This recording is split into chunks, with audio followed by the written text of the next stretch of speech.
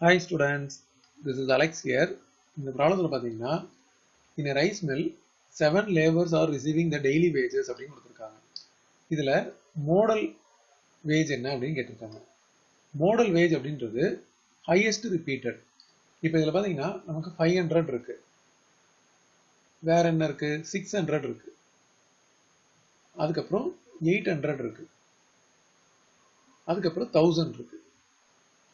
But this is frequency. 500 is one time.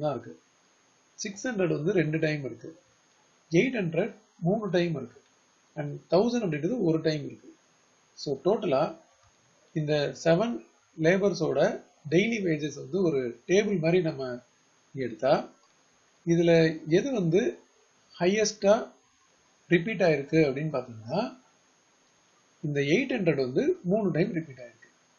That's why modal wage equal to 800 unit 800 rupees. So, அடுத்த sum பாத்தீங்கன்னா இதில நம்ம mode கண்டுபிடிக்கணும். இதில கொடுத்திருக்க இந்த set of valuesல பாருங்க எது வந்து highest repeatedா இருக்கு அப்படின்றத நம்ம மார்க் பண்ணலாம். இப்போ 17 வந்து ஒரு டைம் தான் இருக்கு, 18 ஒரு டைம் இருக்கு, 20 ரெண்டு டைம் இருக்கு, 21 ரெண்டு டைம் இருக்கு, 22 ரெண்டு டைம் இருக்கு. ஸோ இதை நம்ம வந்து ஒரு டேபிள் மாதிரி போடும்போது இந்த வேல்யூஸ் அப்படின்றத இங்கே எடுத்துக்கலாம். இந்த இடத்துல இதோட ஃப்ரீக்வன்சி எடுத்துக்கலாம். நமக்கு வந்து வேல்யூ 17 வந்து ஒரு டைம் இருக்கு, 18 அப்படின்றது பார்த்தீங்கன்னா அதுவும் ஒரு டைம் தான் இருக்கு. பட் 20 அப்படின்றது ரெண்டு டைம் இருக்கு, 21 அப்படின்றதும் ரெண்டு டைம் இருக்கு, 22 அப்படின்றதும் ரெண்டு டைம் இருக்கு. டோட்டலா இது 6 7 8 டேட்டா 1 2 3 4 5 6 7 8. ஸோ இப்போ இந்த டேட்டாவை நம்ம அப்சர்வ் பண்ணி பார்க்கும்போது ஹையஸ்ட் ஃப்ரீக்வன்சி அப்படின்னு பார்த்தா நமக்கு வந்து 3 இடத்துல ஹையஸ்ட் ஃப்ரீக்வன்சி இருக்கு. அதனால இதுக்கு வந்து 3 மோடு இருக்கு அப்படின்னு அர்த்தம். ஸோ இதோட மோட் அப்படின்றது வந்து பார்த்தீங்கன்னா ஹையஸ்ட் ஃப்ரீக்வன்சி இங்கே 20 இருக்கு. ஸோ மோடு வந்து 20 21 and 22. ஏன்னா இந்த மூணு இதுலயுமே வந்து ஹையஸ்ட் ஃப்ரீக்வன்சி இருக்கு. அதனால 20 21 22 அப்படின்னு சொல்லி நம்ம கொடுக்கணும். நெக்ஸ்ட் ப்ராப்ளம் பாருங்க. இதுல வந்து a set of numbers consist of 5 4s அப்படின்னு கொடுத்துருக்காங்க.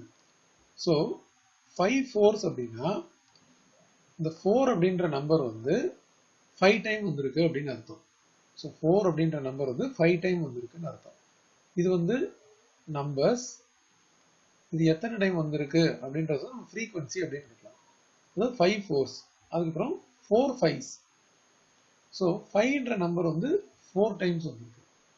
அதுக்கப்புறம் 9 6. ஸோ 6ன்ற நம்பர் வந்து 9 டைம் வந்திருக்கு. 6 9s. ஸோ 9 வந்து 6 டைம் வந்திருக்கு. ஸோ இதை வந்து நம்ம ஒரு டேபிள் மாதிரி எழுதியிருக்கோம்.